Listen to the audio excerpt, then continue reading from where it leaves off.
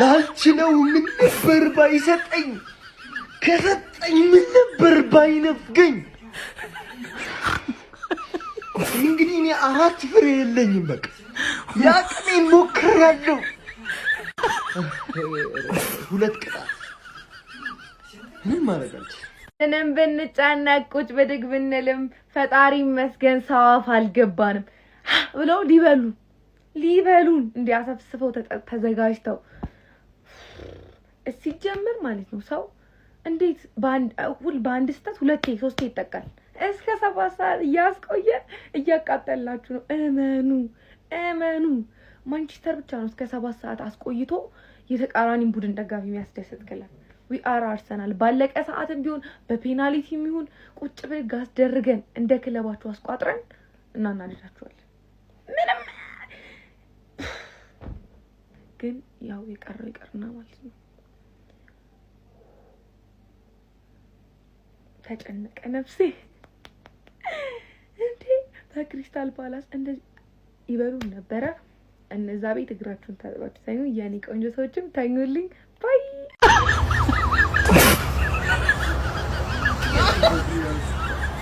ደሞ እየቋጠርኩ አልነበረም ሽንቴ መጥቶ ተነስቼ ነው እንጂ ምን አስቋጠረኝ ያ እየቋጠርኩ ነበር ያውና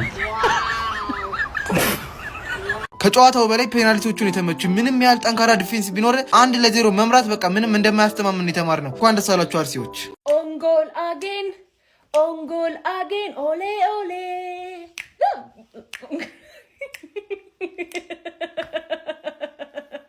ወላጆ አርሰናል በፕሪሚየር ሊግ ማለት ነው ሴት ፒስ ተብሏል ተከላካይ ቡድን ተብሏል አሁን ደግሞ ኦንጎል ኤፍሲን አሁን የቀረም ምን እንደሆነ ታውቃላችሁ ከበረኛ ነው የቀረናው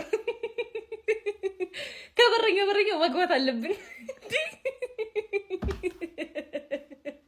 አረ ለነሱ የተባለ ለኛ ተረፈ አረ ወገን ከሳን እኮ አረ በሚገል አረ በሚ ሊድስ አራት ያገባበትን ክለብ እኔ እንዴ ልጨነቅ አረ በኢየሱስ አልፈለሁ ይሁን ለቼልሲ በደንብ ተመረይበት ተዘጋጅቼበት በርጎን ያጠነከረኝ ይሄ ጨዋታና እኔ ለሰመን ፔናልቲ ልቋጥር ዩናይትድ ያኑሉ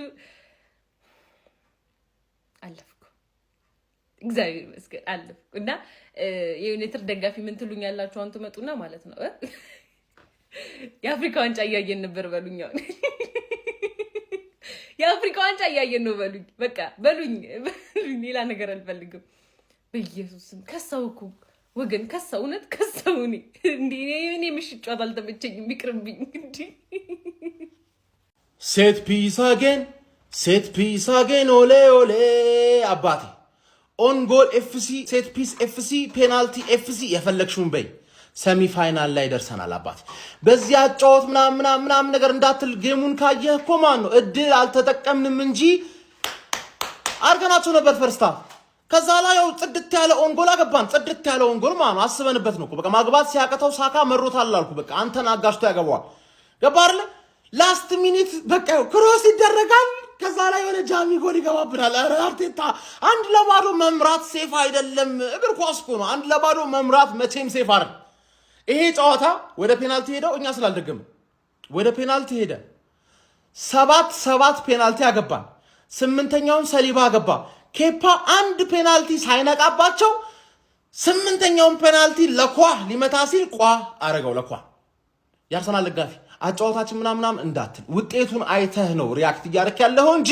ዛሬ ምርጥ ነበርን አርቴታ ያጠፋው ኤዜን ቦዲጋርድ ተመሳሳይ ቼንጅ እኮ ነው ጎል አይደል የምፈልገው በ2-10 ቁጥር አትጮትም በ2-10 ቁጥር ሜሪኖ አሰጥተ ኦዲጋርድ ማስገባት ዛሬ ፈርስት ሃፍ ለምሳሌ በጣም ማርቲኔሊ ዛሬ የሚገርም ዊንገር ሆኖ ነበር የሚገርም ዊንገር ማለት ብዙ ጥሩ ነገሮች አይተናል ዋናው ጥሩ ነገር ግን አሸንፈናል ሃንግማን ፓላስን ተጨንቆ አለፈ ምናምን ካልሽ ማን እንዳትሳሳቺ ላስቀይምሽ ነው ምልሽ ደርሶ መልስ ላስቀይምሽ ነው አንቺ ካርዲፍን ያለፍሽው ገባሽ አይደል? ፓላስም አቻ ያደረገው ጃሚ ጎል ይመቻቸው፣ አስጨነቁን። ግን we are the gunners ሰሚ ፋይናል here we come። ይሄን ቆርቆሮ እኛ ነው የምንበለው ገባሽ አይደል?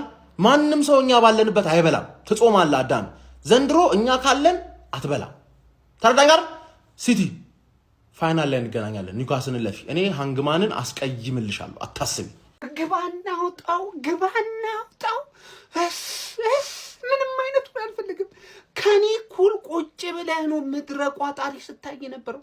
ከኔ ኩል ይኸውልህ እዚህ ውድድር ላይ የለም የሚያቀር አካል የለም። ግሪሚስ ቢኖ ምናምን በሚባል ቡድን ተሸነፈው ወጣል። ግን ከኔ ኩል እየቋጠርክ እያየህ ነበር። አፈህን እንዳከፍት ይኸውልህ አሁንም ኦንጎል ተመልከት። ኦንጎል አገቡልንና እነሱም አግብተው ራሳቸው 2 ጎል ራሳቸው አግብተው እኮ ነው አግብተው ከዛ ፔናልቲ እንምታ ተባብለን አክብረውን ነው ሌላ ነገር እንዳይመስል ፔናልቲ ተገባባንና ማለት ነው። ፋይናሊ አጫውተን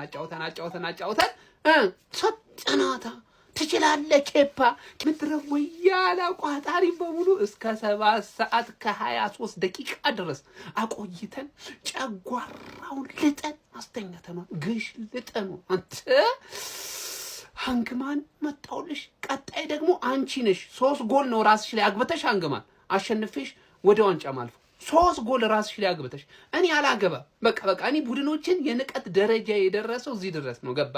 እኔ አላገባም ራሳችሁ እያገባችሁልኝ ዋንጫ ያደርሳለሁ። ከዛ ዋንጫውን እንበሏል። ቴንኪው ያማ ሸርኮፕሊንግ አድርጉና አድርሱላችሁ።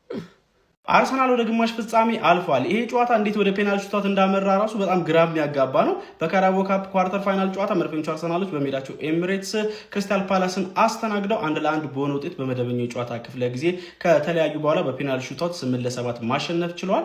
በዚህ በመደበኛው የጨዋታ ክፍለ ጊዜ ላክሯ 80ኛው ደቂቃ ላይ ለመድፈኞቹ በራሱ መረብ ላይ ጎል አስቆጥሮ ቀላሚ ያርጓቸው ነበር። ከዛ 95ኛው ደቂቃ ላይ ጨዋታው ተጠናቀቀ ተብሎ በሚጠበቅበት ሰዓት ላይ ጎል አስቆጥሮ ነበር። እንግዲህ 1-1 በሆነ ወደ ፔናልቲ ሹት አምብተው የነበረው ላክሯ በዚህ ጨዋታ ላይ ፓላሶችን 2 ይበድሏቸዋል ማለት ይቻላል። 80ኛው ደቂቃ ላይ ራሱ ላይ ጎል አስቆጠረ። እንዲሁም በፔናልቲ ሹታውቱ ላይ የፓላስን ብቸኛ ፔናልቲ ሳተው ተጫዋች እሱ ነበረ ማለት ነው። ኬፓ ሴቭ ያደረገበት ማለት ነው።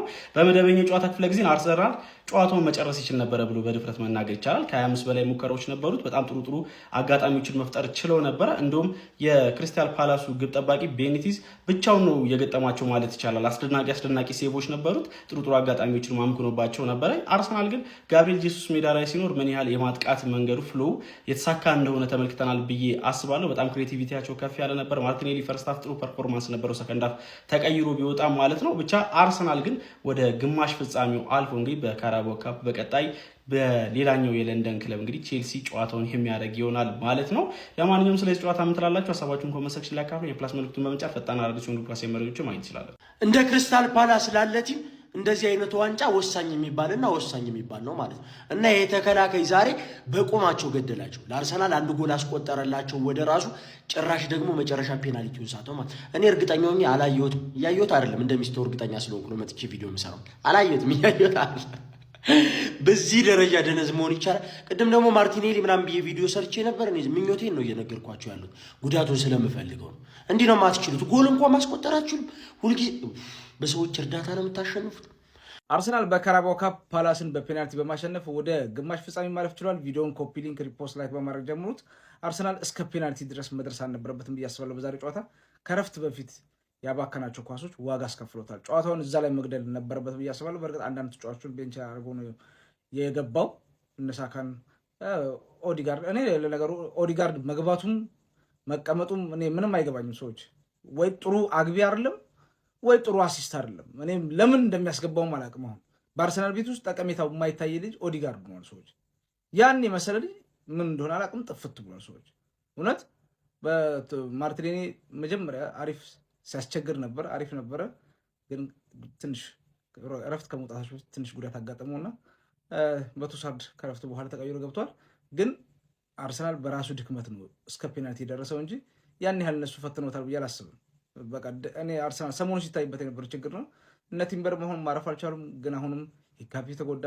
ቀጣይ እንግዲህ ሳሊባ ጋር ማን እንደሚጣመር አብረን እና ይሆናል። ግን ጉዳትም አስቸጋሪ ሆኗል። ምክንያቶች አሉት ብዬ አስባለሁ። አርቴታ ግን ይሄን ማሸነፉ ለሱ ጥሩ ነው ብዬ አስባለሁ።